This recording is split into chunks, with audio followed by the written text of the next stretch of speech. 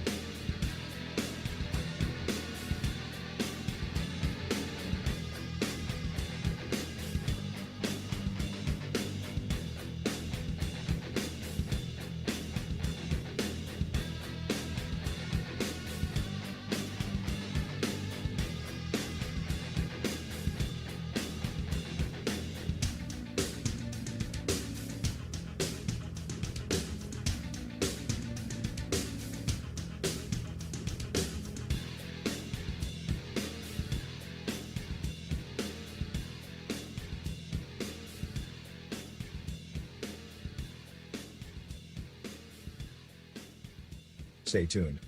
Your program will begin shortly.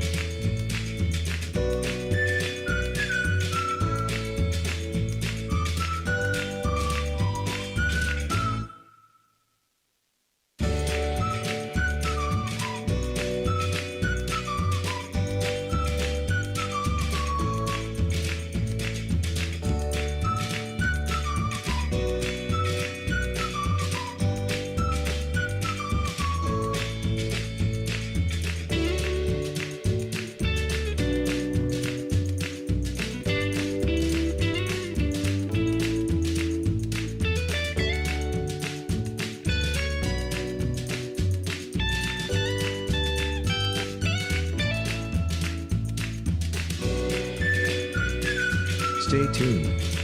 Your program will begin shortly.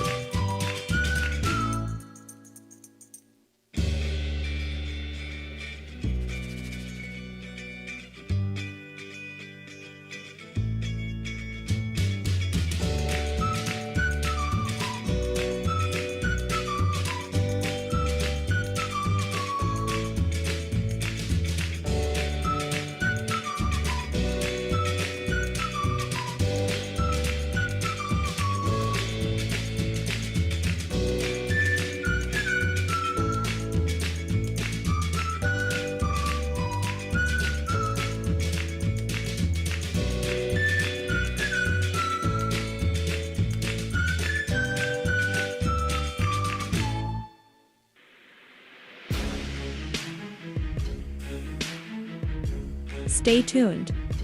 Your program will begin shortly.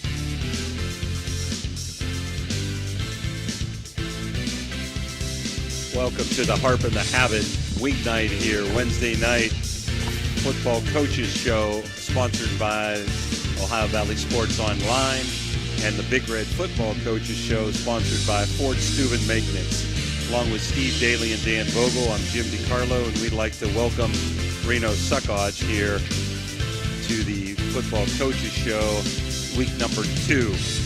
Steve, we'll start with you since you're more prepared than I am tonight. Okay. Well, Coach, last week, season opening loss to Ursuline, 37-7. Ursuline was able to gain, it seemed like, an early momentum in that contest and force you to play from a behind situation where you weren't really able to overcome the lead that they had built. We talked last week, very, very good Ursuline team. Talk a little bit about last week's game. They're a very good football team, but we made them look even better than they really are.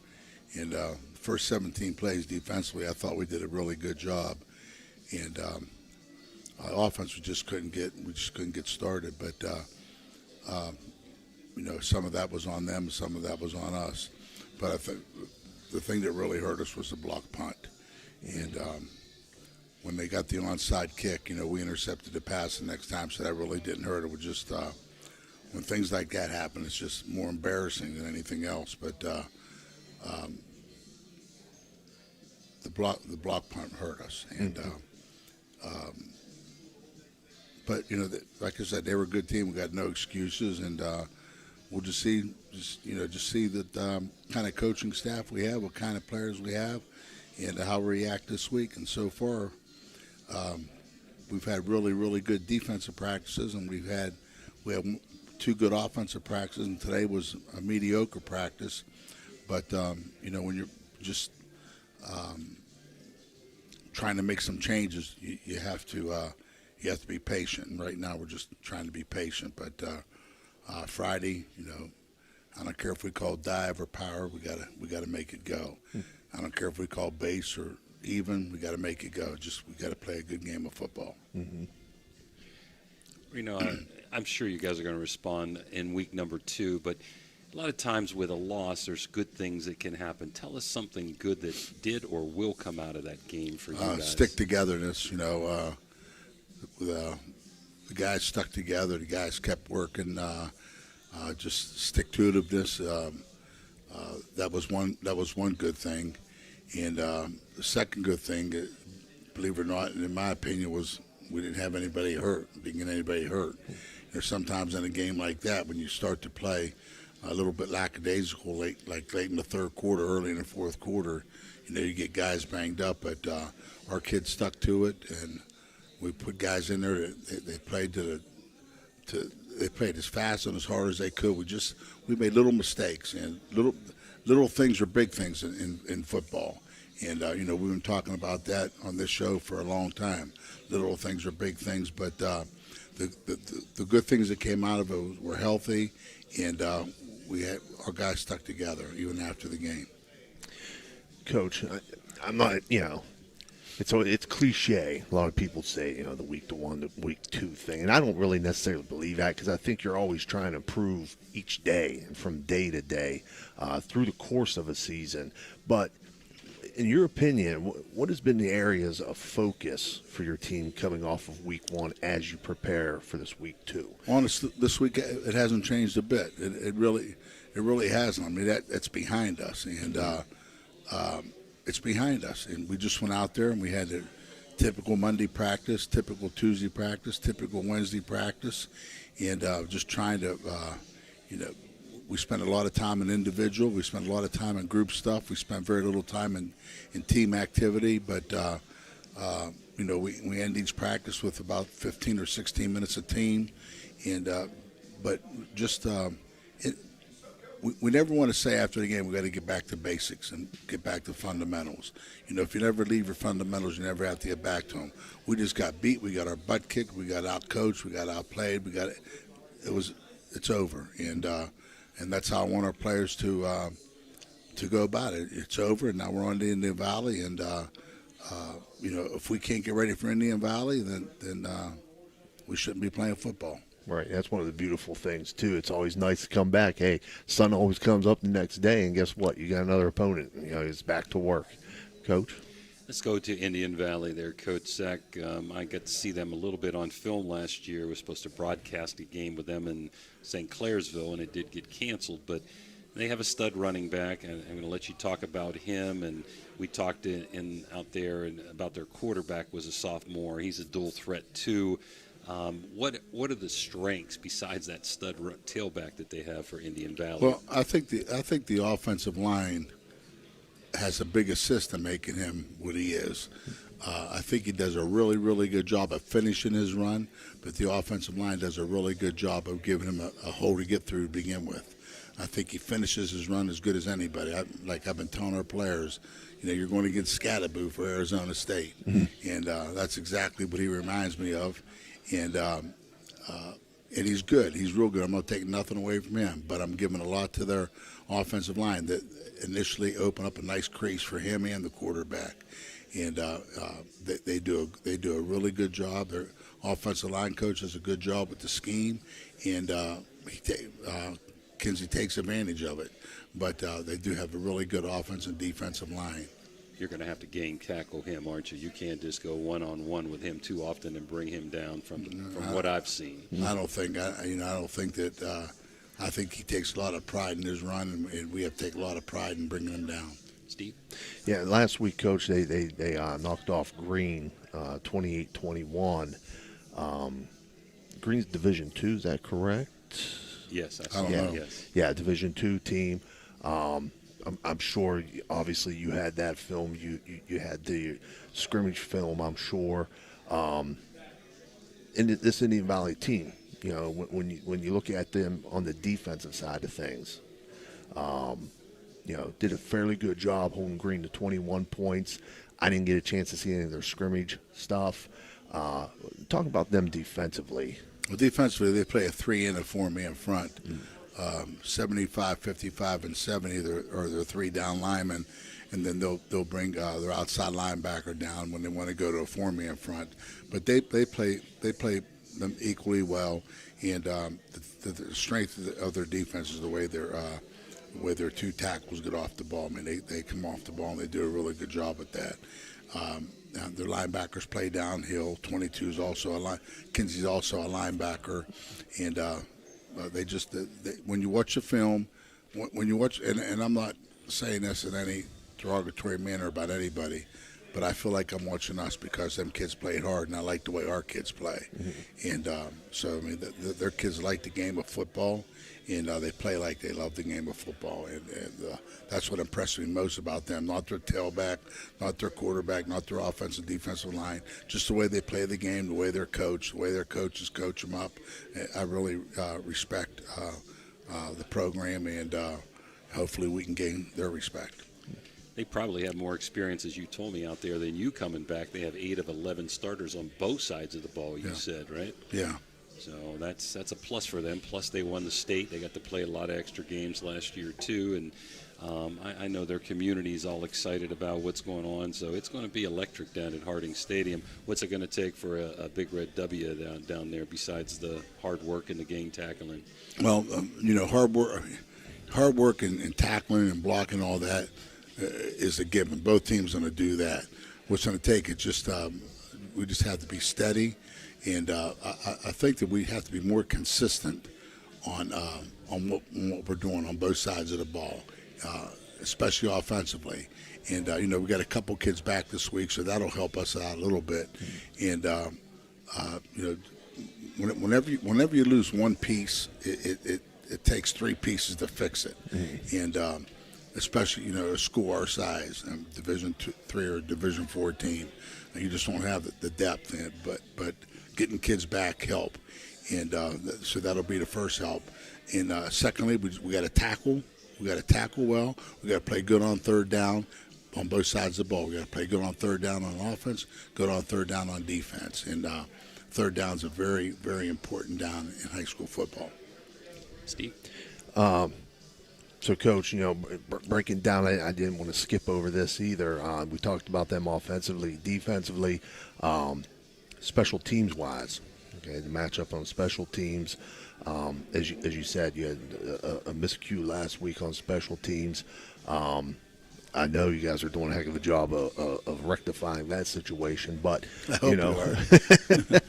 but you know, do you see any advantage in that area for your team? I think that I think both teams have steady special teams, and but special teams are really going to be important this week. You know, especially if you're playing good defense, you're playing good special teams, and you got a chance. Right. If you're playing good defense, you're not playing good special teams, and you're wasting the defense. So, defense and special teams are going to have to be at the top of the ladder this week. Well, it sure helps to have Bowers kicking into the end zone on every kickoff, right? And they get it at the 20 instead of the 35 or 40. Yeah, he does a good job. I just wish we were able to kick off more than twice last week. Now, one other question, Coach. People have asked me, so if you would like to, I know you're worried about Indian Valley, but some people. If you know I'm worried about Indian Valley, then why are you going to ask me something about that? Well, I got to ask this because too many people want to ask me. Just address your third game with Dunbar. You know, is it in limbo still? Is it on? Is it off? And what's going on in week number 3? Well, we'll talk about week number 3 after week number 2. So I'm sure that the people who are asking that aren't Big-Red fans because they know. Well, I don't have anything else, Coach, except to wish you the best of luck against the Indian Valley Braves this week as you take them on. And I know that you'll have your team prepared. Both teams will be ready to play opponent. football. It's going to be big. We know we've played them a few times, and it's always been a good game. And they're very well coached, well disciplined, and it's just going to be Harding Stadium's going to be packed, and it's going to be a fun night. Absolutely. We expect your team to respond with the coaching staff that you have. I'm sure it'll be a great game, and good luck to you, Coach, this weekend. Thanks, guys. This has been the Steubenville Big Red Coaches Show, sponsored by Fort Steuben Maintenance. I'm going to take a quick break and be right back with Indian Creek coach Andrew Connor. Thank you, guys. Thank you. You know, Fort Steuben Maintenance should be your first choice when it comes to any and all construction projects, whether it's commercial or residential. Make Fort Steuben Maintenance your first call. You can rely on them to be the experts when it comes to roofing, concrete, plumbing, carpentry, just about any job that needs done. Fort Steuben Maintenance, they're fully licensed and bonded and will even give you a free estimate. Fort Steuben Maintenance. You want the number? 740-283-4890.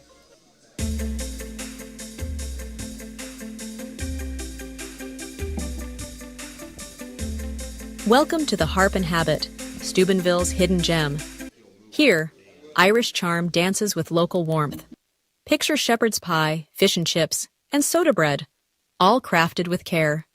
Whether it's family, friends, or romance, every meal becomes a celebration. Join us. Where good food meets great memories, you belong here. Discover the thrill of local sports with Ohio Valley Sports Online, your go-to YouTube channel for all things sports in the Ohio Valley region. Dive into live games, exclusive interviews, and expert commentary that keeps you at the heart of the action. By subscribing to OVSO, you ensure you never miss a moment. Hit the like button and subscribe today to receive instant notifications whenever we go live. Join the community and cheer on your favorite teams.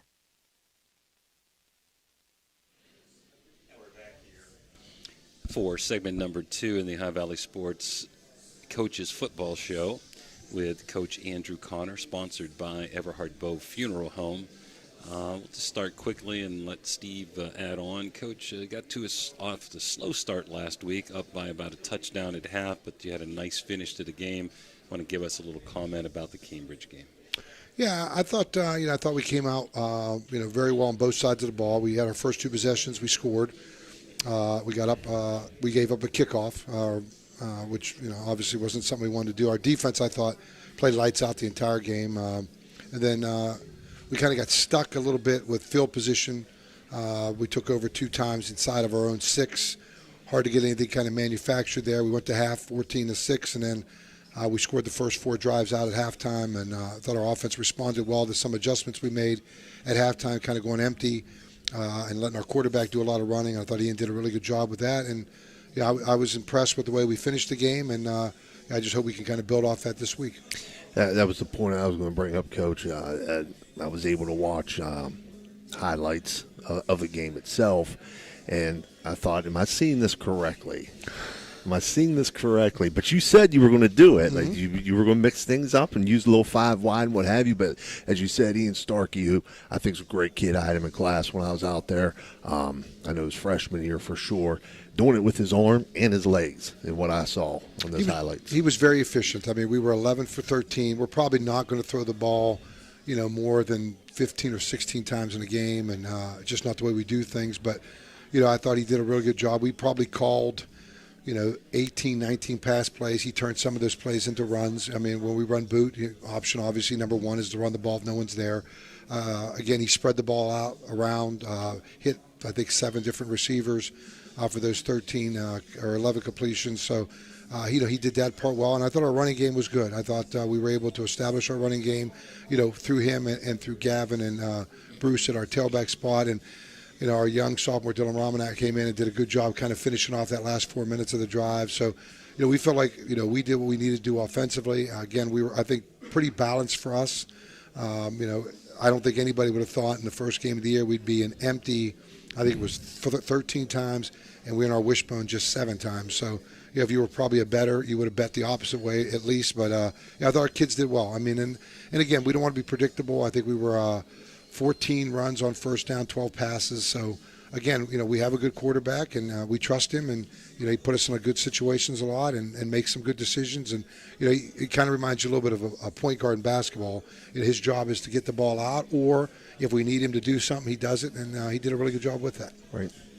Well, I was lucky enough to have some of your games last year with Starkey as a first-year starter. So important, and now he's in his second year. I thought he made some excellent decisions last year.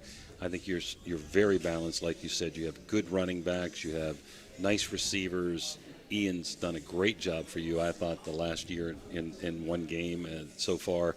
But probably the overall strength of everything that you have on that offense is maybe that monster offensive line. Talk to us a little bit about those guys. Well, we're lucky. I mean, our 2 tackles have started since they were freshmen, Luke McMillian and Nyshawn White, and they're the anchors. I mean, we feel like we have 2 of the best tackles you could have.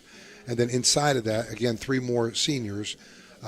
We have Maverick Woodbury at the left guard, Adam Ray's our center, Samaje White's our right guard, and then Noah Fowler is a senior who plays all those positions. And, I think anybody that follows us or even our kids realize, for us to run the ball, throw the ball, do all the things we were able to do, it starts up front. And we felt our offensive line, does both things well. I mean, sometimes you get an offensive line that can only block, let's say, run, or they can only pass set.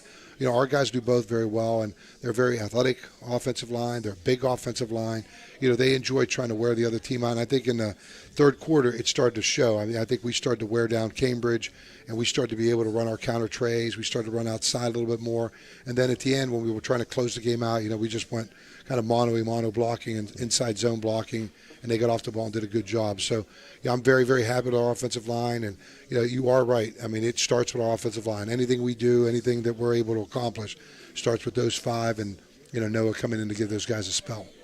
So, Coach, coming off week 1, it's under your belt. I know you've had scrimmages and so on and so forth, but really, this past Friday night, you got to see your team under the lights in a real game situation. What do you feel, or what's been an area that you focused on moving into week 2 where you say, okay, maybe we need to work a little bit more in this area, or concentrate or focus on these things moving into week 2 coming out of that week 1 game? Well, first of all, we had some specialty things that went wrong for us. We gave up the kickoff. We worked on that all this week, trying to stay in our lanes. And what hurts is we did a good job on all the other kickoff. It's just that one, right. We didn't just do badly. We gave up a touchdown. And, our punt return, we worked on that a little bit. And then this week, because Eastern was 2 really good returners, worked on our punt coverage. So we've spent some time on our specialties. Offensively, a little disappointed in those 2 drives that we got stuck, that we couldn't move the ball a little bit better than we thought we could there. I thought our wishbone wasn't where it could have been, so we worked on that a little bit. And, really defensively, my God, I mean, I couldn't have asked for a better first game. I mean, I think they had like 34 plays for 63 yards. I mean, you can't really ask your defense to play much better. I mean, one thing about this week, they have some guys that can, quick hitters, guys can take it to the house a little bit more than Cambridge did. So, again, we've emphasized this week, no big plays. Don't let them get behind us. Tackle the pass, play the run well, and I think our defense has had a really good week of practice. Coach Hammock has them well prepared. I think, that's going to be the point for us. I mean, we want to be able to win a game scoring a lot of points, but the big thing is you're a good football team. If you get 7, you won. And I really think our defense is going to be able to carry us early and play really good football. And I was really proud of how hard they played out at Cambridge. Even when we subbed down, I thought our young guys really played hard to try to keep what we thought was a shutout, because obviously the kickoff didn't go to the defense. That was just a special team hiccup. So, I think we had a good week of practice so far, and we're excited to play East Liverpool. Very good. Go ahead, Coach. Oh, you mentioned a couple strengths, their punt return and their speed. What are the other strengths that worry you a little bit about East Liverpool? Well, starting with their defense. Their defense gets to the ball, and they're physical, and they have a really good defensive end that will play to our right side, and the Amber Crombie kid. And, he's kind of a special kid out there, so we have to know where he's at all the time. They got some linebackers that do a really good job of filling. They get to the ball. So they're going to test whether we can run the football or not early. We want to stay balanced. That's our big thing offensively. Don't let them kind of dictate to us what we're going to do, kind of keep them off balance a little bit with, some different things, different wrinkles we put in this week. And then offensively for us, they do a lot of RPO stuff, and you know how that works. Right. You did it all the time. So RPO stuffs are always dangerous because maybe you overcommit to something. The quarterback does a really good job of pulling it and trying to make you pay for it. And they did a really good job with Carrollton with some of their RPOs. So we're a little nervous. We practice really hard of everybody stay home, don't overcommit. You have a responsibility. The linebacker has a responsibility. We just don't want to give them something where they get an easy drive on us. We want them to have to drive the length of the football field. We feel like that's our strength. We want to make you kind of keep going. We figure we can stop you. We just don't want to give up that RPO, like 72-yard slant play that we overcommit or we're out of our alleys with. So, right now we feel like, we have a good game plan, and I think the kids have responded well. They understand how important this is. It's a regional game. We're in the same region. It's an OVAC game, and it's a Buckeye game. So they know the importance, and it's a rivalry. We play East Liverpool every year, and it's been a great rivalry, and we get the best. And I think Coach Cusick has done a great job when he's at Crestview, and he does a great job when he's at East Liverpool. Yeah, that was one of the points I was going to bring up, like how key this game is in all those areas, as you said, as far as, the Buckeye 8 and being in the same region and all those things. You brought up and talked about their defense first. And again, watching some of them against Carrollton in week 1, they really relied heavily on that. I mean, I know, like you said, they got this talent on the offensive side of the ball. They got guys at wide receiver. They got 2 good running backs, a decent core. But their defense and special teams really, in my opinion, watching that game, is what really got that win for them. It did. We've told the kids, the one thing Carrollton did was they moved the ball, but when they got inside the red zone, boy, did East Liverpool, really make a stand there. And we told our kids, when we get down there, we got to score. I mean, like Carrollton played 3. They got 2 threes down there. You're not even a touchdown ahead. And I told the kids, you get down inside the 10, we got to score touchdowns. And I did a really bad job last year when we played East Liverpool. We had some chances inside the 10, and I got cute and thought that, I was a genius calling plays. And, I told the kids, when we get inside the 10, we're getting a wishbone, and we're not going to make anybody guess what we're going to do.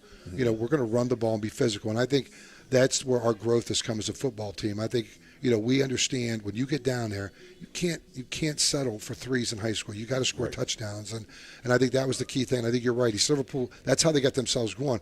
Carrollton had done a really good job on their offense for a while, but while Carrollton had the ball, Liverpool's defense said, you know what, you're not going to score a touchdown, and that really did change the course of that football game. Yep.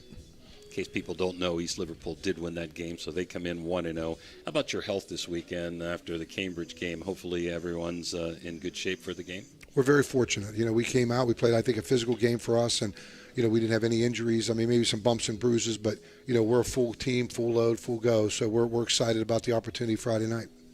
It'd be really nice to get off to 2-0, especially 2 road games where you're going to have 5 out of the next 8 at home.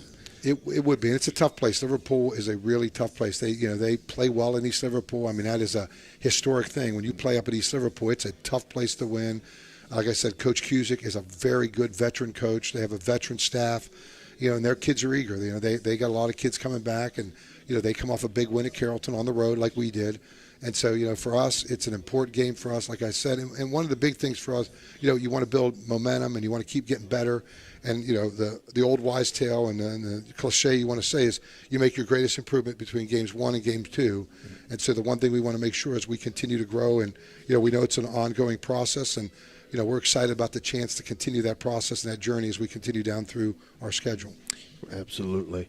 And this week 2 in general in Ohio and week 1 in West Virginia, you look across the schedule and you've got some huge matchups. We're in Oak Glen, battle for Hancock County, Big Red Indian Valley, Martins Ferry takes on Malvern. You can go on down the list, but I really believe that East Liverpool is right up there at the top of key matchups this week for all those reasons that we mentioned before, the importance of this game.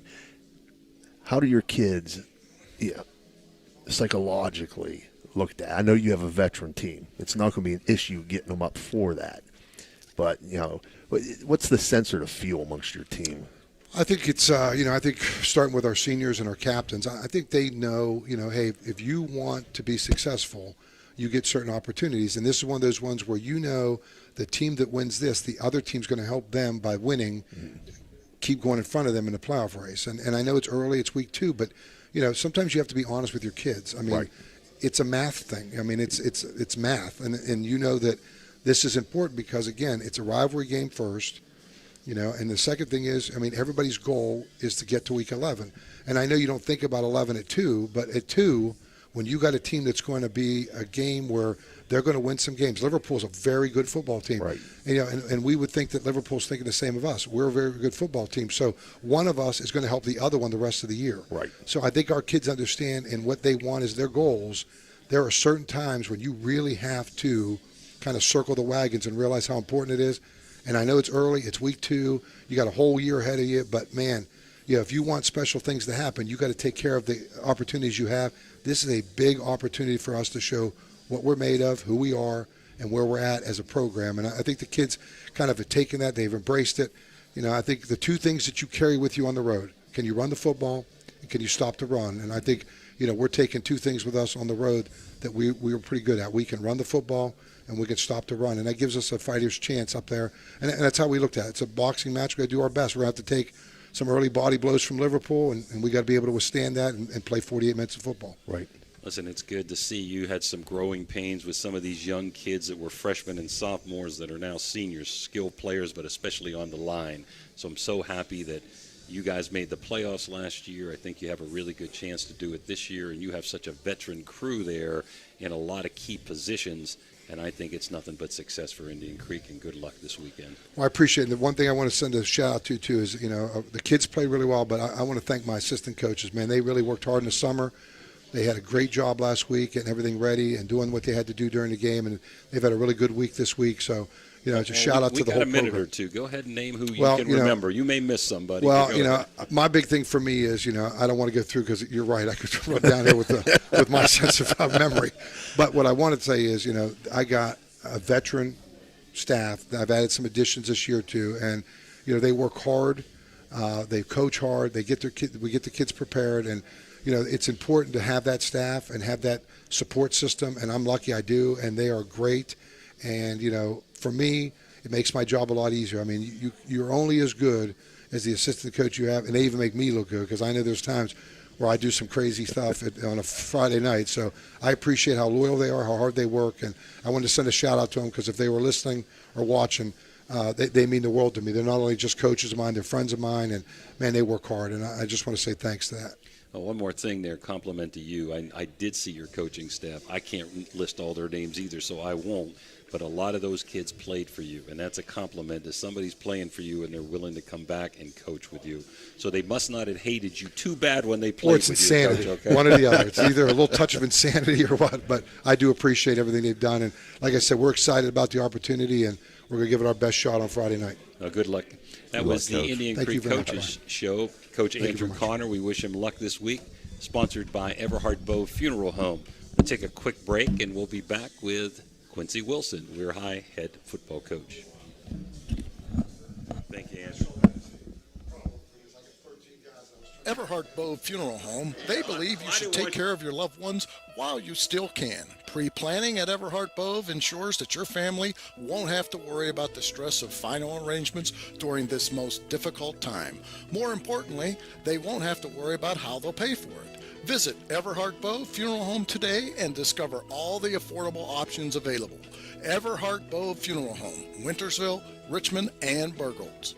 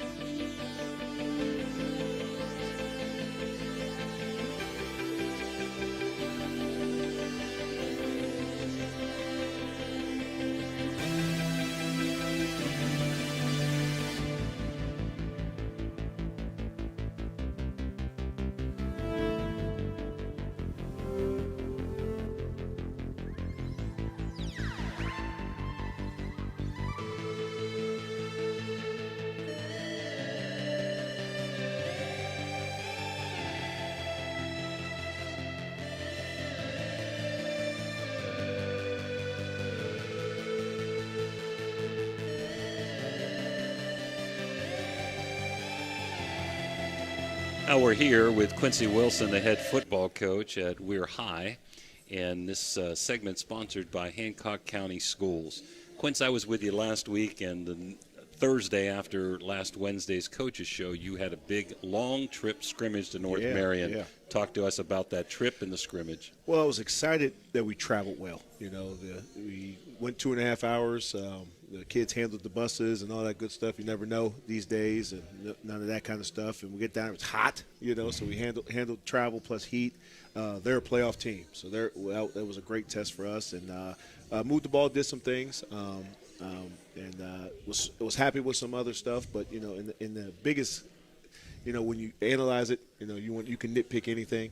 But we competed, we played hard, and we got out healthy. So I was excited that we got there and got into our game week the next day. Steve? Yeah, we'll get into some of the things in a second here about, you know, coming out of summer, you know, your team offensively, defensively, special teams wise, your opponent coming up. But the first question I had planned to ask you, because, you know, I've been in this situation myself as a head coach, what's it going to be like stepping on the field at Jimmy Carey Stadium tomorrow night? Your first game as the head coach at your alma mater. What emotions are you feeling right now? A dream come true, but I'm more excited for the kids. You know, I feel like, you know, we've changed the culture. I feel like the kids are buying into what we're selling, and you know, after a rough year last year, and you know, things that go on, you know, throughout the year, and you know, and just for them now to be at the press, we're there. You know, with new stuff going, and I told them they're gonna make plays, we're gonna make plays. and who's going to respond. That's what it's going to come down to. You know, who's going to make adjustments, who's going to play fundamentally sound, and that. But I'm excited for them. You know, me, you know, I've been coaching a while, and right. you know, it'd be cool, you know, packed house and all that stuff. Yeah. But then once that kickoff, I'm like blinders, you know, yeah. with that on. So, but again, I'm more excited for the kids to get them out there. Thursday TV game, and I'm excited to take that first step towards making our goal, which is making down Charleston. Right. Not only the only game in town, you're playing a rival. Okay, your first game as a head coach at your home stadium. So, man, you can't ask for anything better than that. Tell us about some of the strengths of Oak Glen that we're gonna see tomorrow night. Yeah, you know what? They're athletic, big guys, which they've traditionally always had big guys. I mean, their wrestling program has traditionally been great with that and with athletes and up. So, new quarterback this year, obviously transferring over from Madonna with Bowen, and he can throw the ball. So I told our guys, we cannot be lost in coverage. We have to make sure this guy can get those guys the ball. So we can't think he can't make throws or off center throws or none of that stuff. I think he's a baseball kid as well. So, but they got Logan Murray, Cameron Hebrack, Lucas Zellers, and Devon, and then Cameron. So they have athletes. They have guys. So we have to play in our gaps. We got to play fundamentally sound, and we got to make sure when we get the chance to get off the field on defense, we get off the field. And we get a chance when we're ahead of the chains to stay ahead of the chains and take our chances when we get our chances, and we have to capitalize. I would expect probably kind of a different look from Oak Glen offensively than what they've shown the last couple of years. I know Coach Taylor was kind of a wing tee guy. Right. Like you said, they're bringing in a new quarterback, a new system. Are you going to see more spread stuff with them? Or? They didn't really show much in the preseason, which obviously most people don't. Right. But I anticipate them getting in some 3 wide, some four down. But again, they're going to want to establish the run, so we can just peel our ears back and just go after the quarterback. So I think there'll be some run game, some of that lead zone, and maybe some inside zone. But again, I think they're going to want to throw it around. They have a guy who can, so I wouldn't see why they wouldn't try to spin it. Right. Coach, everybody wants to go 10-0, make the playoffs, get to the state championship game. What are your realistic expectations for this year, first-year head coach at Weir High? Well, first and foremost, we want to make sure we're preparing well each week. So I told our guys, that it can't just be here. It has to be, and I know school has started, but you have to give football – it's balance. You got to find that balance of studying. You got to find that balance of football. You got to find that balance of getting your rest. So, I told the guys that we got to put down the sticks. We got to lock in with football. So, realistically, I just want to make sure we're improving. And every team says this. Week 1, I don't expect it to be perfect, but can we improve next week against John Marshall, and then next week against Indian Creek, and vice versa. So, making sure we're not making the same mistakes, which I think we do a good job of that. We do make those corrections, but I just think we just want to make sure we are getting better. That's a ball. I told the guys the other day, my state championship year we played Oak Glen, it was 35-7. We didn't beat everybody 60-0. It was, so you're not going to come out there and expect to just blow people out every time. You got to learn how to win close games, and this is going to be a good test for us. So I'm excited to see how we respond and to see the adjustments we make. But ultimately, like to answer your question, I just want us to improve week to week. Coach, your philosophy, your focus, reading some things that you did in the preseason and talked about, you want to run the ball. Yes, you want sir. your team to run the ball. Let's talk about that, having that mentality to run the ball, that physicality. You talked about transforming the culture. How have your kids adapted to that? Well, I think since the beginning of time, it's been about running the football and stopping the run. And I think for us, we have some guys that can move some people. I think we have some backs that can get downhill. So obviously, you always want to cater your offense to what we do. And obviously, we got some guys who can spin it, got some guys who can go. But establishing the run, doing some stuff out of some different formations, like obviously stuff they haven't seen, and just making sure we execute, execute, because the plays are going to be there. But I tell our guys we can't miss the layups. So to use a basketball analogy, so if we got a guy running down there for a streak, we can't overthrow him. We get a guy who breaks a tackle, we can't have a holding. We can't miss the layups. And I think if we control that stuff, obviously the emotion, that's the biggest thing I'm going to talk to tomorrow. Like you guys control the emotions, control the emotions. And I think all these guys know each other anyway, so that's cool.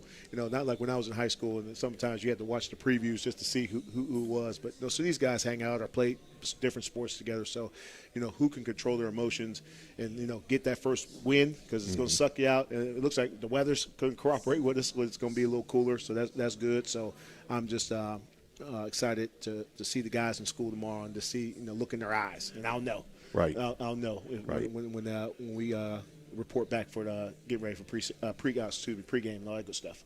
I think another unusual thing about this game, though, you know, besides the fact it's the rivalry game, Hancock County, so on and so forth, but, you know, the unfortunate situation of Madonna losing their football program this year. You've got kids from Madonna. Yes, Glenn's going to have kids from Madonna. So you're going to have kids that played for Madonna last year together that are playing against each other this year now in this game. That's going to be a little awkward. Yes. A little awkward. But again, they all know each other. So again, I think that first initial, you kind of look across, and then all of a sudden, once the whistle blows, it becomes just football. Yeah. How about listing some of your assistant coaches for us? I'm sure they helped you out a great deal in the summer. And if you want to give us some names or tell us a little bit about the assistant staff. So running the defense would be Pat Mascaro, obviously a graduate of Weir High back in the 80s, and I got a chance to meet him when I was coaching at Fairmont. A very knowledgeable guy, loves football. The kids love him. He's old school guy. I mean, old school, and I love that because, you know, there's nothing wrong with old school. I think, you know, there's nothing wrong with it. I think as long as you get the kids to respect you, you can coach them hard. So we coach those guys hard, so they really responded to him.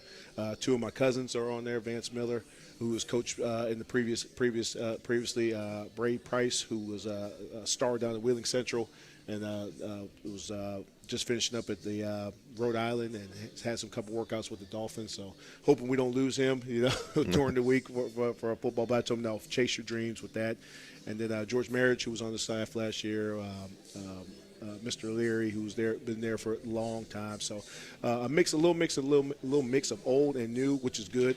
I think my only thing when I asked my guys, I was like, you have to be a teacher. You have to be able to teach football, because this is the ground roots of football. You know what, you know, stances and starts and all their daily habits. We want to create that for them. And I told you last week, you know, I want colleges to come in and say, I want to recruit Weirton kids because they get it. They know how it is to work. They know what the schedules are and all that good stuff. So proud of those guys. I told I tried to meet with them, and the first thing I always start off with is I appreciate you guys. I want to let them know that, you know, this is a sacrifice. You know, high school football is not for the money. We all know that. It's for the kids, and these guys their hearts are in the right place. Well, it might be for the money soon, right? I think NIL is in West Virginia already. That's a good deal. And you know what? And it's in college. So why are we not preparing our kids for what they can expect, you know, in 2-3 years in college? So I think it's a great thing. I know people worry about recruiting and all that other stuff, but I tell guys, I mean, kids work in the summer, so there's no difference that now kids can have their own camps and kids can make, you know, money off their likeness, which is what it was intended to do. I have one last question. I'll let it wrap up with Steve. You know, everybody talks about offense, defense, and the big guys up front. Tell us a little bit about a couple of your special team players, your kicker, your punter, et cetera. So Connor Lancaster will be taking over kicking. He did a little bit of it last year. We had some soccer guys, but just juggling both schedules, and I told him I totally understand that. So Connor would take over most of the stuff. I think we'll have him doing most of the kickoff. We'll have two guys, you know, to do that, so he doesn't have the whole load. Return-wise, Isaiah George, I cannot wait to see him get in the open field tomorrow. He is dynamic. He is nursing a little hamstring, but he's full go, ready to go, which we ended up working out perfect with that. But again, we're deep, so I got a bunch of guys that I can't wait to see them in space and see them go, because we have a good mix of old, but a lot of our guys are sophomores and juniors that, you know, have played, but, you know, we're going to get significant time, and you know how that is. You know, when I know how I was when I knew I was going to play a little bit. I was locked in, but maybe not as locked in. But these guys are going to be out there. Some of the guys are two-way guys, so I'm excited to see. You know, can you handle going both ways, or do we have to get you out with that? But I think this first week, you know, just get through, and then, like I said, we'll make our biggest improvement from week 1 to week 2. Coach, I just wanted to mention a couple of things. I really appreciated the comment you made about you wanting your coaches to teach. Yes. Because, you know, I always looked at and always told my guys, you know, any teacher can be a coach, but not every coach can be a teacher. Right. Because and most people have taught you're teaching different kids. So you have some kids that'll pick it up right now. Right. But then can I still teach that guy, but still get the kid that's not going to raise his hand, even though he knows he doesn't know what's going on. So having that knowledge and having that relationship, relationship with those kids to say, well, hey, if it's a text that night, hey man, you got your things, and then breeding that confidence back in them, because that you got to make sure, like I said, we coach them hard, but I always tell them, coach the play, not the kid. Right. Coach the play, not the kid. And like I said, I'm excited to see how once adversity comes, and it will, and how we respond to it. Yep. Well, I think it's great to have you back in the Ohio Valley. I think it's great to have you back at Weir High. I'm excited to see the good things that you do there, and wish you the best of luck tomorrow night. I hope everybody, remember, we're the only show in town, so from here to Wheeling and all points between, come on and see us. It's high school football. That's what high school used to be. You didn't have to know the guy, but I'm just excited to see football. That's how I grew up, going to Weir High and seeing the games, and I wanted to see that place packed for them, and they deserve it, and excited for both teams, and wishing TJ in his first game and those guys well, and let's settle it on the field. Yep. Well, that was Quincy Wilson, Weir High head football coach, sponsored by Hancock County Schools. We'll be back and with Catholic Central coach Eric Meek right after these timeouts.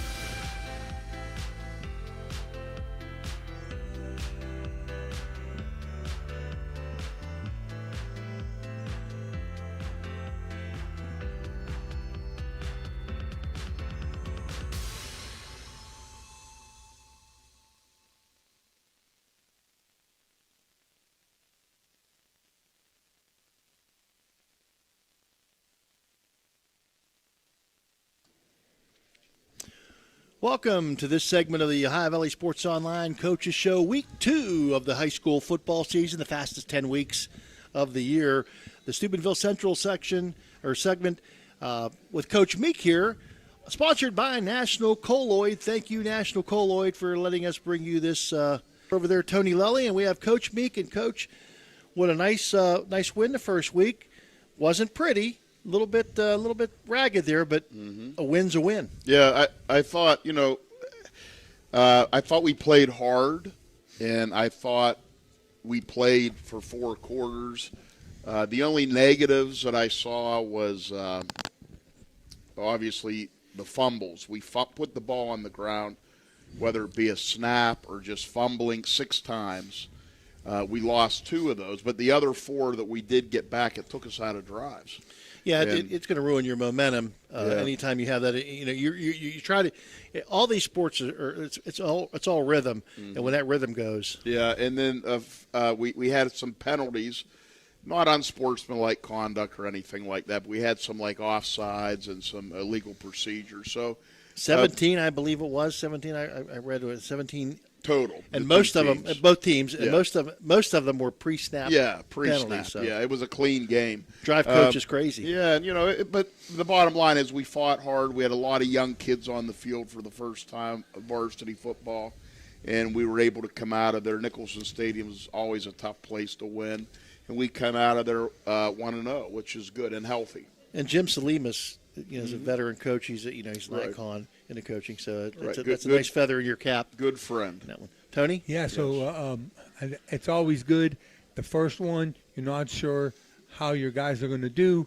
You come out with a win, and you come out with a lot of things to work on this week, right? Right. You got a lot probably a lot of boxes you have to check off, and help you focus your practice. And really, we saw a lot of positive things. We saw some kids that we were very concerned about, without mentioning names, are they really ready for varsity football? And there's a couple kids I can just think off the top of my head that really came out and they played well. And, that's good. We want to continue to get better each and every day. Very, very good.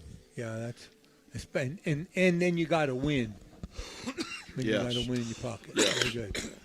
Coach, you have Strasburg Franklin coming up this week. Mm-hmm.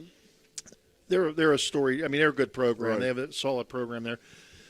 Won last week, 56-8, I believe, over Wyndham. Now I know Wyndham's down, but nonetheless, you have a team that scored 56 points, and you got down early, but your kids came back and you were able to come and fight. What is your plan to maybe slow them down a little bit? Well, we got to come out and play football. A year ago, we had a veteran team. They were a young team. We got on the bus. We went out there.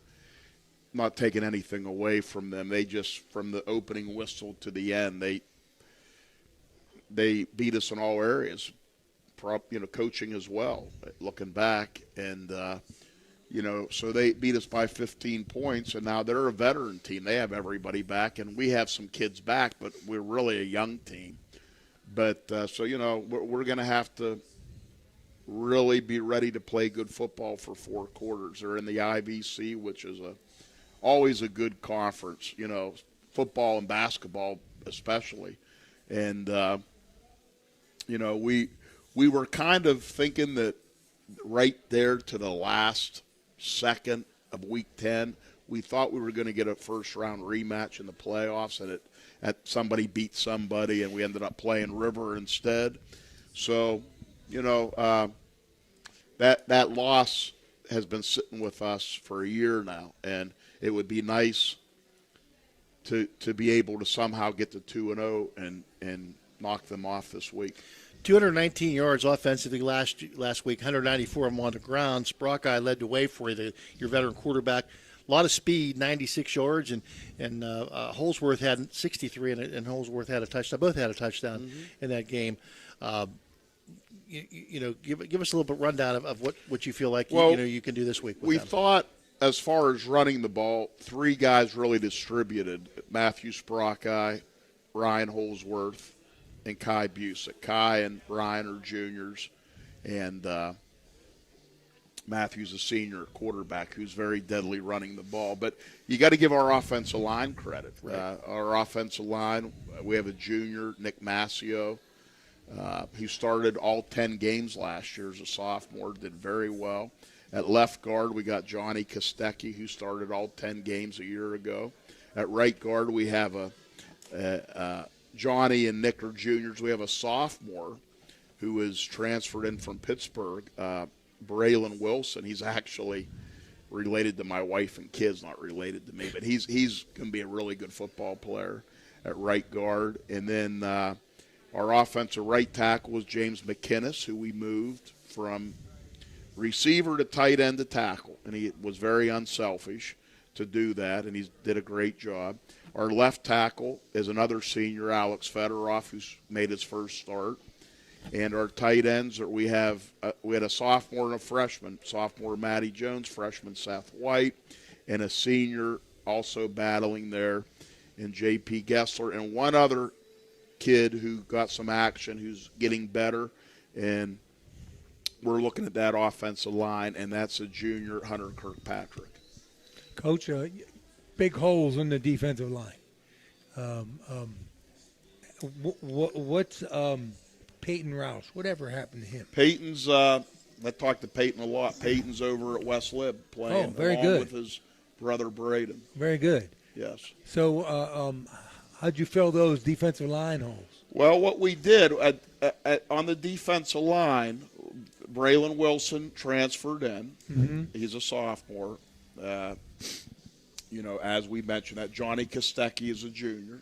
I mean, he got a lot of playing time. And another kid who really comes in and does a good job on first and second down is our senior Justin Rowe.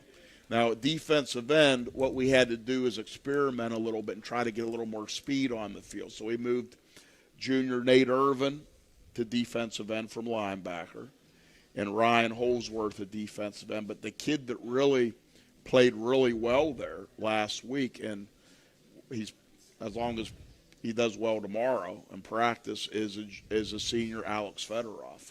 Very good. So we thought our defensive front played pretty well last week, but we got to keep getting better.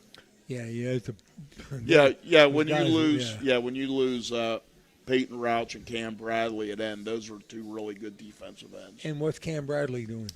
Cam is a student. I just talked to all of them guys. Very good.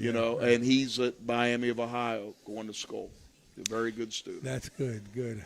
Coach, what can we expect to see from Strasburg? What offensively do they like to do? What defensively do they like to do? Defensively, they run a 40 cover 3. They're good.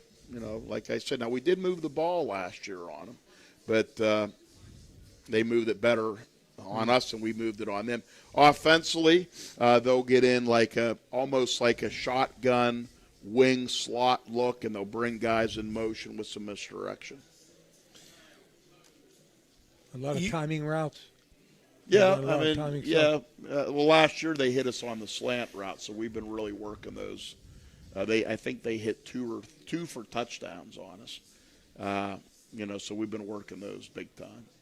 And your plan, what can we expect to see from you guys? Obviously, hanging on to the ball is important to you this week. We got to continue to move the ball on the ground and eliminate the mistakes. We only threw the ball 3 times last week, but I told Matthew today and all week, what I liked about Matthew, we were 2 for 3, right? No interceptions, is he did a much better job not only reading, I only called 3 passes, but we called a few more. He ran a couple, but his release was quicker, and that's something I've been talking to him about, since the end of last season. We got to, when the receiver pushes into the route before he breaks, if you know it's going to be there, you got to anticipate it and get the ball to him coming off the break. Any closing words for No, today's segment? I just, we would really like to somehow come out with a win. Again, that loss has been sitting with us for a whole year now, and they got a lot of kids back, but hopefully we can start off good and fight hard all the way, and that's all we can do, and hope that we come out of here 2-0. That's why you play the game on the field. Right. Coach, thank you so much for being here tonight. Really Thank appreciate it. Good luck to you on Saturday. Thank you. Thank you to National Colloid for the sponsorship tonight. And we'll be back with our next segment of tonight's Ohio Valley Sports Online Coaches Show after this. Insurance because you are buying from experts who do the heavy lifting for you, metaphorically speaking.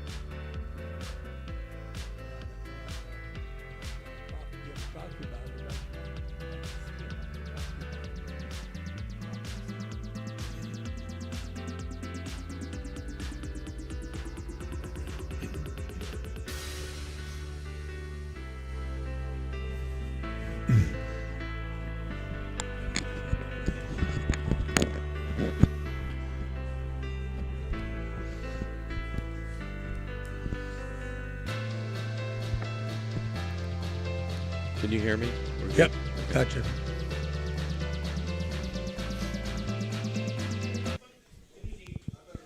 Yeah, it's it. Good evening again, everybody. Welcome to the Ohio Valley Sports Online Coaches Show. This is the Brook segment with the head coach of the Bruins now, Frank Cicini. Frank played at Brook. Frank coached at Brook. Frank left for a little bit, coached against Brook, and now he's back to lead the way for the Bruins. And Friday night's going to be a big night for you, Frank. First time in Bruin land as the head coach, and you got a big team in Beaver Local coming in to Brook to take care of this. Talk about your preps for it. Excitement. School just started, right? Yeah, we're a couple weeks in, so. How much of a distraction was that? Well, you think? Not a big distraction. You know, it was a little bit tough on.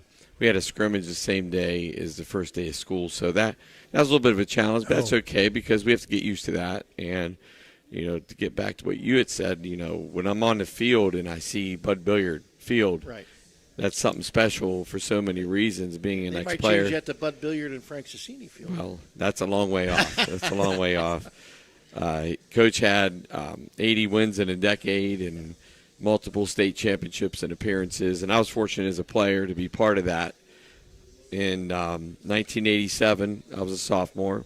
We got the letter on the championship team, and 89 was a year we started out 0-2, and they thought we were the worst team in Brook history, and we ended up putting the eye and the bone back in, and actually we did that. Coach Billiard Jard and went out and won a bunch. Oh, yeah. I don't know, about 7 in a row or so, and went to the playoffs and ended up playing Capital, who was ranked 20th in the country that year, and lost 2013 in the state title. So when I was in that, you know, realm of being a player for him, I had no idea that, you know, at some point I would be in this role. And he actually got my attention whenever I was in my 20s about, hey, you might want to do some coaching, and that's kind of where it started. And started out as a head coach at the middle school level, and Coach B had hired me, and that's, you know, I said last time we were together, full circle, where I get to do that. So when I'm at practice and see that, the field, and having some of the guys come around, for example, Coach Wijak was around again today to see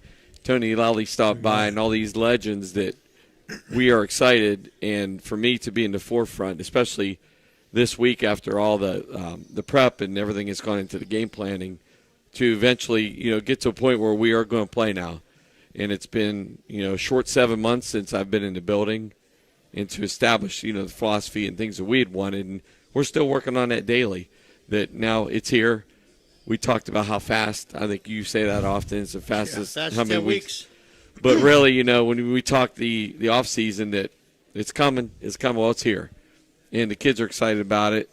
We've had a really strong summer when it comes to the buy-in in what we're doing when it comes to practice with the coaching staff, and also leading into our scrimmages, where we had a strong scrimmage at Willing Park, and we had a tough one last week. We had some things to work on, which we addressed this week with Willing Central.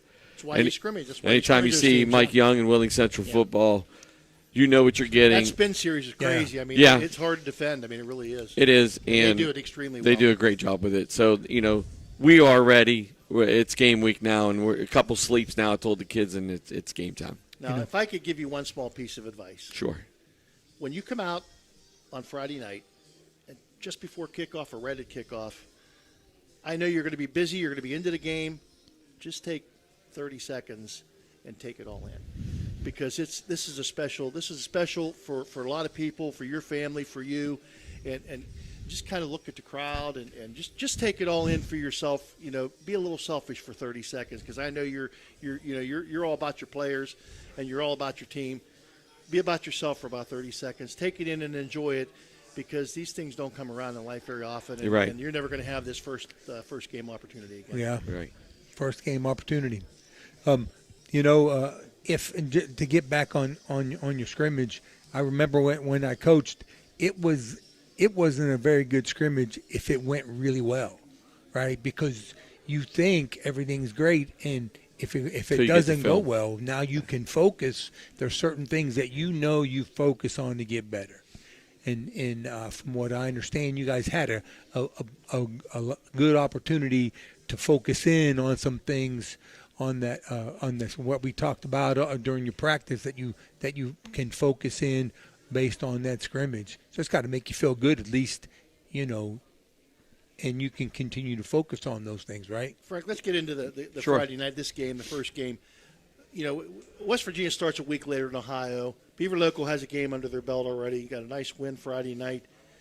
What kind of disadvantage is that for you guys with them already having a game in and you guys just coming out with your first Well, there's game? a disadvantage, and there's some advantages as well. There's definitely the thing that they have probably the easiest is they can iron some of the kinks out that usually appear in that first game that you don't necessarily plan for, but sometimes they arise, and those are teachable moments, just like you had mentioned with the scrimmage, that there's teachable moments all the time that, there's some things that you can learn from, whether it's good or bad or ugly. So I think that they had gone through that phase of that already in their first game, because we were there watching. We saw the game against was it Shaw High School. Cleveland Shaw. So, there's definitely those hiccups that happen whenever you play your first game. And I believe those schools that are ahead of us by a week, they go through those growing pains, if you will. So I think those things are there, and they're in play. And you don't get caught up so much into the pageantry of the opener, because you already had that opener where at times we could have that. And I talked to kids today about distractions and, staying even keel and seeing things the right way and not seeing too much at once and just do your job. So that does happen, where that whole hoopla, if you will, of the home game and you're at home and all that does at times come into play, because there's a lot of events that kind of happen in that first week, because you're back to school. You're trying to get all these fans out, and you're getting everyone excited. Everyone is excited. There's that hype that comes with it. So I would say that they had already gone through that process, where we'll have phases of that happen as we go through week one as well. Now, Mike McKenzie, very familiar to you. Mike McKenzie, the head coach at Beaver Local. You guys coached together at Weir. What can we expect to see? Mike McKenzie, I know that he's a veteran coach. He's been there a long time. They had a good game against Shaw. What are you looking to see out of Mike McKenzie? Under Tony Filberto, I got to spend some time with Mike. Mike's a tremendous coach. The offensive mind is through the roof. I know he's a spread guy, Tony Franklin's system. The way he moves people in and out in personnels and packages, and I sit there and I watch that, and I know that it's a system. It's a plug-and-play thing with him, and you could tell that he's groomed these kids where he's got 10 seniors on his offense. So he has it to where it's he just dials it up. He's got that high tempo offense and how he calls it in there. So those are things that I'd watch and admired, when I was with him, that some of the things that he does is, exceptionally well. And I know he has a great staff around him, but he has those kids playing really good football. And it was evident last week they had played a very athletic Shaw team, and they overcame some things that happened that usually happen in a first game, maybe a missed snap by the other team and to capitalize off it. But it all runs through his quarterback, and that's typical of Mike and how he calls his stuff. But, he's got some spread things he likes to do, and he can also line up and go smash mouth and kind of, bring in double tight, stick eye, and come right at you. So we have our hands full, not to mention because the athletes that Beaver Local has, but also, going against a well-coached team and a team that's represented by Mike McKenzie, who's an excellent coach. Now, what do you guys? What is your game plan as far as offensively? What do you do about or defensively for you? What are you going to do about his? Well, maintain it the best we can. Making sure our kids do their jobs and playing fundamentally sound football and getting our checks and all those things that do happen. And you go through the season and making sure we play between the ears and understand that what we're doing here, what we're doing there, and really dialing into the game plan. I know it's cliche and every coach says that, but it's real. We're dealing with teenagers, and we can come up with all the stuff we want, but they got to be able to perform it and do it, and do it at a high level. And those mistakes do come up. You want to limit those. So those are things I would say is doing our job, staying tight to the game plan, and understanding what we're looking for, what tendencies are there on both sides, and just playing a 4 quarters of football, which is the tradition of Brook High School, is all 4 quarters. And, when the fourth quarter comes to play and we're supposed to come alive there, and we intend to do that because of the way we condition our kids and got them ready throughout the off season. Playing with young kids, oftentimes you don't know what to expect on that first game, right? You do know you can't expect mistakes, right? You can't expect mistakes. You just hope the wheels don't fall off, that they can live with the mistakes, right? So, Coach, what you got? The kids seem to me you got some solid kids. You got some good teachable kids. I'm looking for big things for you. We're excited. What can we expect to see from them defensively? What are you looking for? They're multiple. I don't want to get into it too much, but right. There's different fronts and personnel groupings that he uses based on down and distance and the things that they do. But it's a even front and odd front at times, and how they play some stuff. I know that they're probably watching some of this, so I can't say too much. But yeah, we'll keep it vanilla and go with the fact that there's going to be multiple. Well, it's put together. It's a great show, so I know a lot of people are watching for sure. What can we expect to see some of the stuff that from you guys offensively and defensively? Well, we need to continue with the things that we're doing best, and we saw flashes of things that we did really well at Willing Park against a very solid team and on both sides of the ball. So we're going to hang our hat on a few items that we've been working on all week, and we are going to get into some things that I know that we haven't shown, and that's probably our advantage because we have game film that we've seen of them on all 3 phases, and you can afford to hold things back in the scrimmage. Exactly. But if it's a game, they ain't holding back. They got to win the game. Right, especially with the special teams. Right. Our special teams, exactly. We didn't really have a whole lot because it was controlled because of the scrimmages where, the special teams phase of it's definitely used on game night, obviously. So there's some things there that we have, and, it's still, playing solid football for 4 quarters and, all 3 phases of it. So we have some things that we're looking at. We have in play, and we did a great job game planning, and we're excited about, Friday night. And obviously focus is a big thing with your players. We used to tell our basketball players when I was coaching, forget about the rearview mirror. What happened before you can't control. You can control what happens in the future. So worry about what's going to happen, not what did happen, and try to maintain their focus. What do you guys do to try to maintain their focus? They make a mistake or something bad happens. Adversity. How do you keep them? How do you keep them focused? Well, we give them that adversity through the conditioning part of things we do, and then start dialing some mental things up as they have to think about it. While they're a little mentally fatigued. So those are things that had happened throughout the summer. Things that we worked on, just our identity, trying to, don't get too down.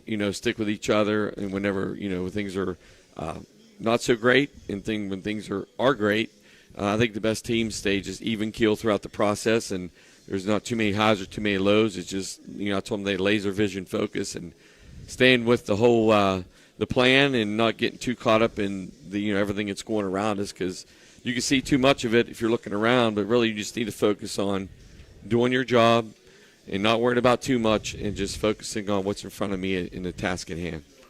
Being 1-0. What color are you going to be in Friday night? We're going to be green and gold. And then what's your record? We're going to be 1-0 one more time. Someone come up with that one. I didn't come up with that, so you know where this come from. That's okay. And I know where you're getting it. Some of the best. Coach Billiard. You got to take things from some of the best, and Coach Billiard was one of the best. I told you I did a show with him years and years and years ago. Most of the time I'd have 4 or 5 questions ready. With Budrow, you had one question and just let it go. Yeah. And he knew so many people, because no matter where you went, whether it was a D1, D2, or D3 school, he knew everybody.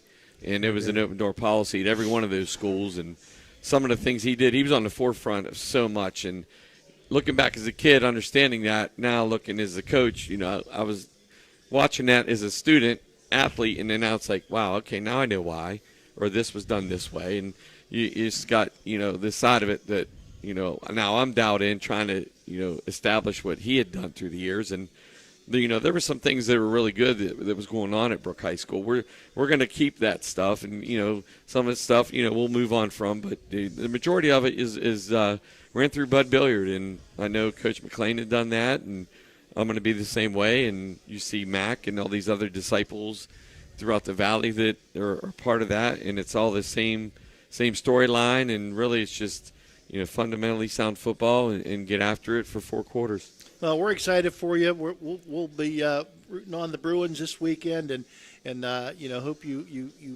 I'm sure you're going to put a good product out there and come away and be 1-0 after this one. Good luck to you. Best of luck to you Friday night. And, thank you. Thank you for being here with us tonight on this segment of the Coaches Show. Sure. Anytime, Closing statements from you. No, we're just going to get after it. It's going to be a process. Like I said, 7 months into it now, trying to reestablish some things, but. Our kids, we talked about the 85 team and all this nostalgia and all the history. Well, they are old school. And I told them out, I've said it to them a million times now, like, you are exactly what we need you to be. You are that talented to be that group, and it's your story now. Yep.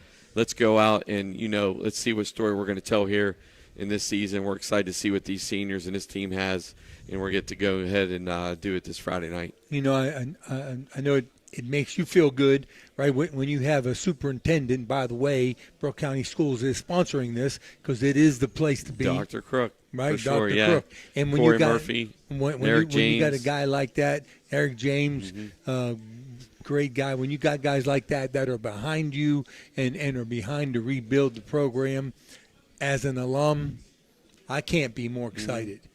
And Jason Williamson there, you got a bunch of people pulling in the same direction. Exactly. With the they're Brooke. The future, they understand. They yes, understand Brooke. Brooke-minded. Even though Dr. Crook isn't and Corey Murphy aren't, they are now, and they understand what Corey's from around here, so he does understand. He knows. Yeah, what he's Brooke's Wheeling. About. Right. Wheeling Central guy. And Dr. Crook is he's just melted right into the Brooke County way of doing things. I'm very fortunate when you look at the complex and you look at what's going on out there, and those are one of the things many things I looked at in the process to see the facility, the direction, the academics, the improvements, everything that's going on. Being around Coach James, who's played at a high level, and what he's done, and I'm very fortunate to be where I'm at, and I'm excited to be in the forefront and be the next guy in charge of the Brooke Bruins. And I know that we're going to play a game this weekend, but we're going to play Brooke football, and we're going to teach them how to do that. And I have a solid group of guys around me that have that message going forward as well in the coaching staff. Just on the side, the first thing that Dr. Crook said to me when I approached him about OVSO, he says, I want to support Frank Sassini at the Coaches Show. Right, and because it's student athletes, so this is a reward for them. Right. We're going to just piggyback off the work you guys do, that we are so excited to be part of this. That's why I don't miss it, because I know how important it is for Brooke High School. I know how important it is for our student athletes, and it's exciting for me to be on this, but at the same time, it's because of those kids and how hard they work. Football's not for everybody. There's a work ethic that comes with it, and our kids have bought in, and they have that work ethic, but at the same time, we need to celebrate them and the families and everything that Brooke County is about, and how we're going to go ahead and display that when it comes to facilities, the buildings, the schools, or these kids in general. We're just excited to be part of the Brooke community, and here I am in the forefront of it, and I'm extremely happy to be part of this.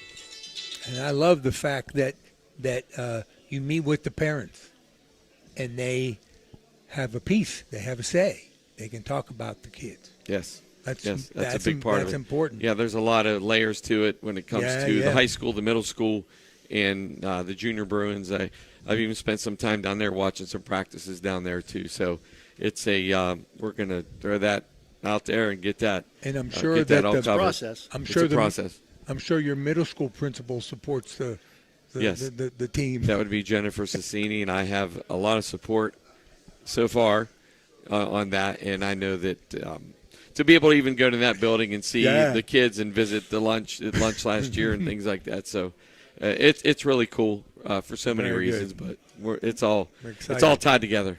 We love it. Frank, thank you for being here again this week. No Second problem. week of the Coaches Show on Ohio Valley Sports Online. Frank Sassini, the head football coach of the Brooke Bruins. This segment brought to you by Brooke High School. Frank, wish you the best of luck Friday night, Thanks, the best Phil. of luck this season, and we look forward to talking to you next week Thanks, after Tony. you win number one. Thank you. We'll be back with the Oakland Thanks, Dan. Coaches It's Show about you, very, too. very soon. Thank you, Frank. You're welcome. Got it.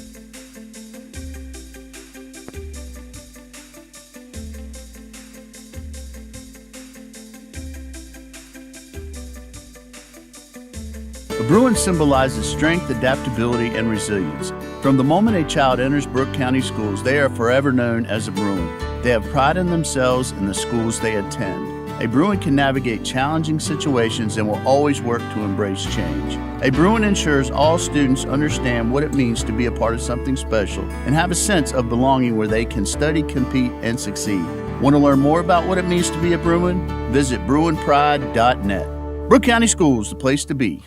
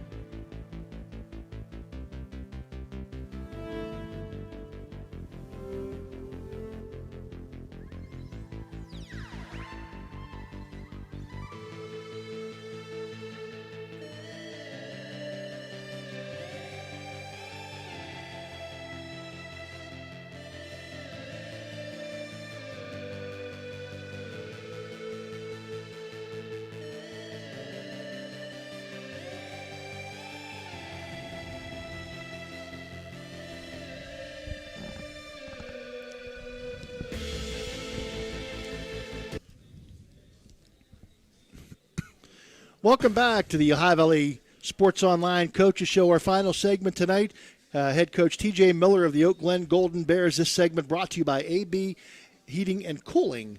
TJ, your first year as a head coach at Oak Glen, your alma mater.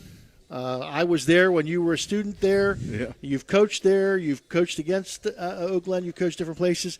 We didn't have you last week, so give us a little bit of what the excitement is about being in this role. You know what? It's a great feeling.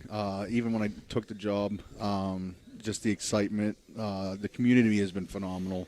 The school, the administrators, the faculty there, and then just the support from a lot of people outside our school has been phenomenal, and it's been refreshing to hear, a lot of the compliments and stuff, and it's been great. The excitement's there. It's growing. It's a great time right now for us, and, we're excited. I'm excited. I'm blessed I was able to get a phenomenal staff this year. I got great kids. We doubled our numbers, I believe, from last year. We're up to about 47 kids. That's great. So, the numbers are growing. The excitement's there. These kids, I couldn't ask for a better group. They're extremely coachable. They've been working hard in the weight room all winter, this summer, during our flex days, putting in the new offense.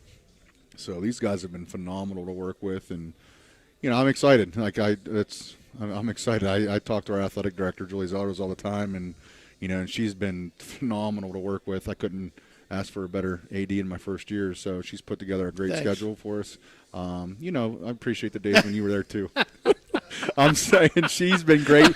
She's been great for me this year. I'm kidding. Julie is great. She's been wonderful. Yeah, she's been phenomenal for me. She's been a lot of help too. So I definitely have to say that. No, it's a lot of excitement right now. I'm pumped. The boys are pumped. I was just at a bonfire, with friends. The Oak Glen, one thing about the Oak Glen community, they rally behind their teams. Absolutely. Win or lose, they rally behind their teams. And when their teams are winning, man, I'll tell you, they really rally behind their teams. Yeah, you know what? And hopefully we give them some stuff to rally about this year. And, like I said, we were just at our team bonfire before I rushed over. And, a lot of families there and the players and coaches. And it was just a great thing. And, it's a lot of excitement right now. We're trying to build a good culture and get that fixed, and it's just one day at a time. And you talked about your coaching staff, and most of your guys are graduates of Oak Glen. How important is that? That they understand it's good. A lot of them, they know what's there. They know the system there. They know the school, the kids, the community. It's great. I got some, we got about four or five of us in the building, which also helped. I was fortunate enough to get the entire wrestling staff on there. So, those guys have been phenomenal. And we've been hitting the hallways really, really well this spring and getting kids out. And, having those guys in the building has, been phenomenal. And then, bringing some guys back like, Ted Arnaud and Pat Cheney. And then you got Scott Pryor coming back and Tyler Osman. And then, obviously my wrestling guys, Pat McGillen and Josh and Ty, those guys have been great. And then you had Rob Gill and we, and Scott Little, who's come with us this year too. We got a great staff. These guys have been a huge blessing for me and made my life a lot easier this summer and fall. Tony, you've seen them practice a couple times. Can you? Yeah, there's a big benefit of toughness having those wrestling coaches. Oh, yeah, absolutely. I mean, plus that winning mentality. That's a whole different. Things are going to get tough, right? Yeah, absolutely. Coaching through adversity, Brooks, same way. The first game this week, they're young. You're young. You're expecting bad things to happen. That mental toughness, coaching them through adversity.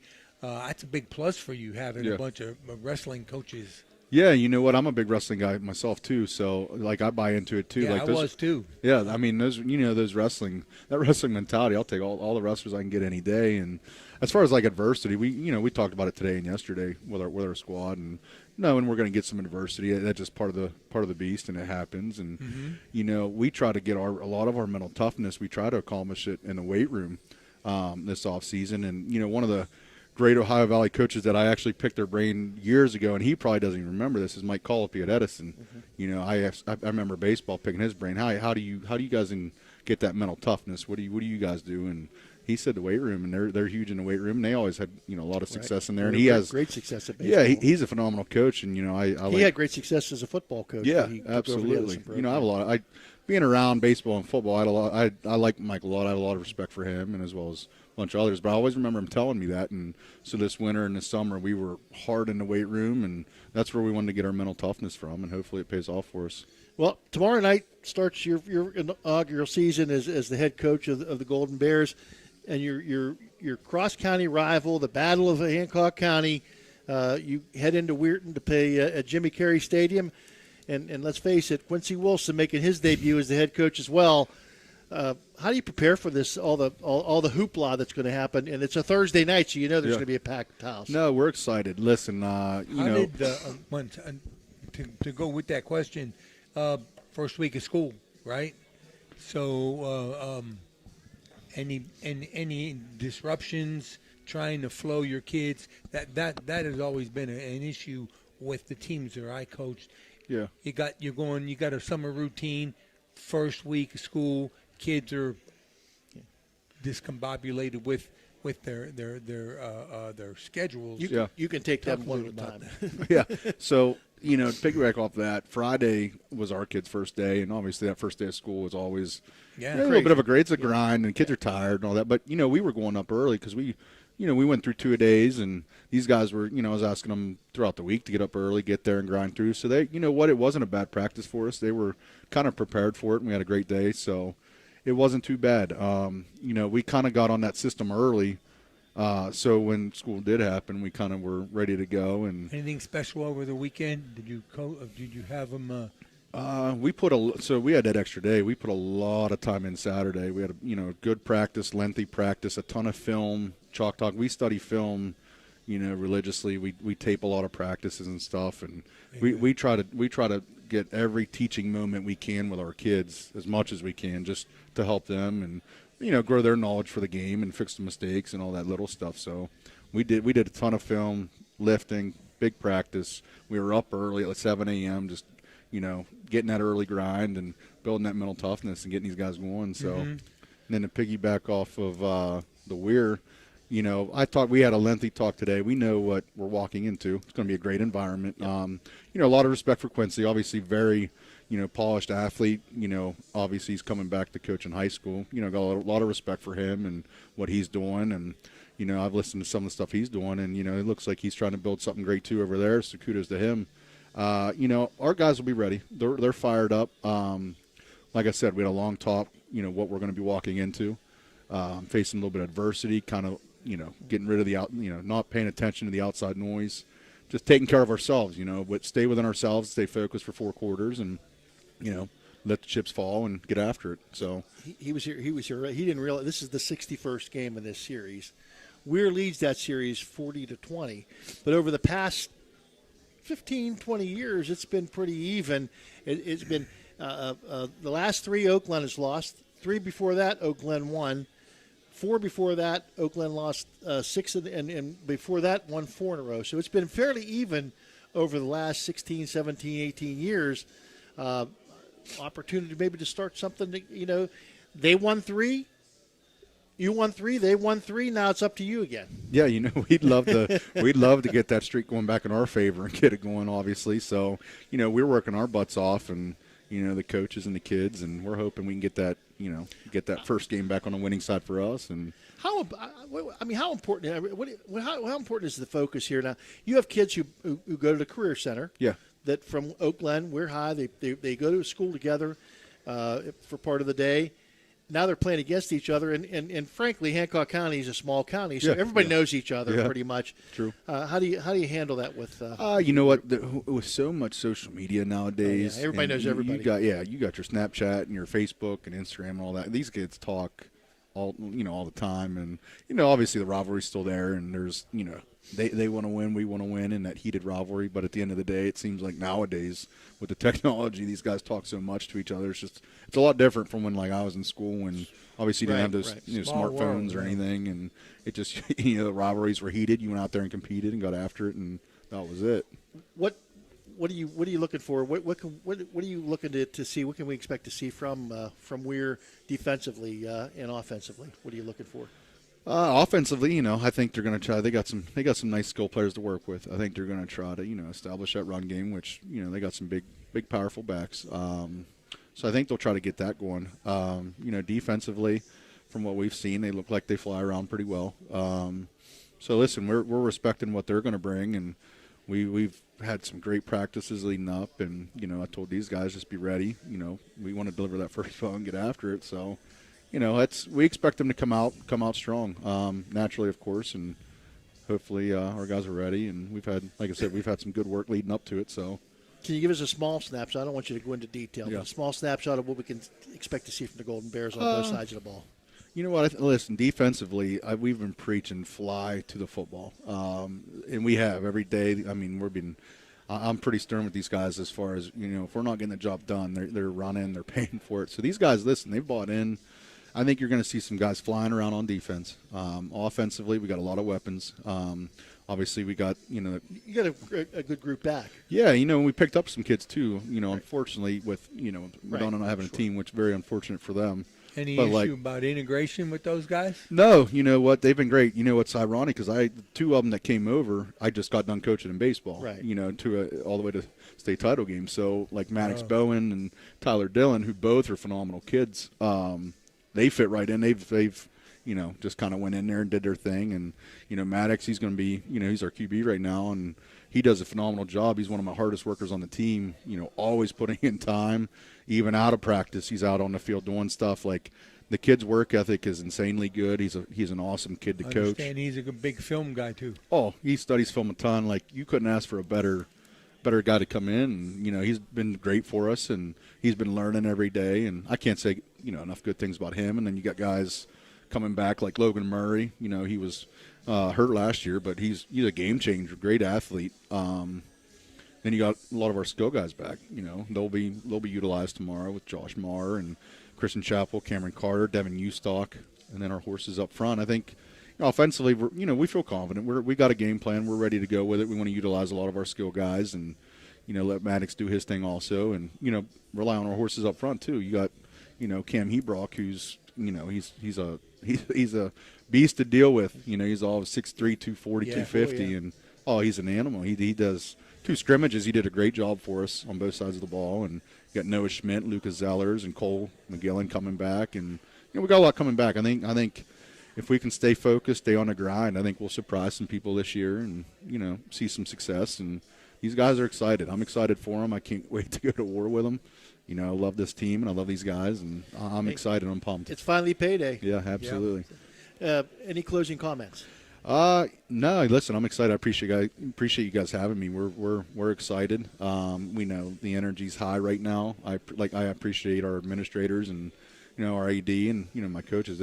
We put in a lot of work so far with the summer and June, July, the normal football grind with stuff that makes the sport great. Like, we love it. I love this team and love all the guys on this team. I'm pumped to go to war with them, and I'm excited. I'm excited for a community. We want to put together. I said from day one, I've been preaching culture and wanting to build something great where guys want to play football for Oakland and make the community proud. That's, Well, I've known you for quite some time. I know what kind of values you have. I know what kind of person you are. If anybody can get this job done, I know that you can get this job done. I appreciate you're great. that. You're really great do. with the athletes. You do a good job. You relate to them well. They respond to you well. They have great respect for you. And I look for big things from the Oakland football program with you there. I wish you the best of luck tomorrow. And Tony, and the rest of the season. It's been a pleasure. No, listen, I'll love it. see you tomorrow. I'll be at the game. Also, listen, it's going to be a great game. I hope to see everybody there. I'm going to watch it. I can't wait to be with my boys tomorrow and go to war with them. They're a great crew. I love these guys. So. That's going to do it for the second week of the Coaches Shows here on Ohio Valley Sports Online. Thank you to TJ Miller for being here tonight. Thank you to all of our sponsors. For our guys here from Ohio Valley Sports Online, Steve Daly, Jim DiCarlo, Dan Vogel, Tony Lelly, this is Phil Rujak saying, hope you enjoyed it. We'll see you next week. Standard is the standard.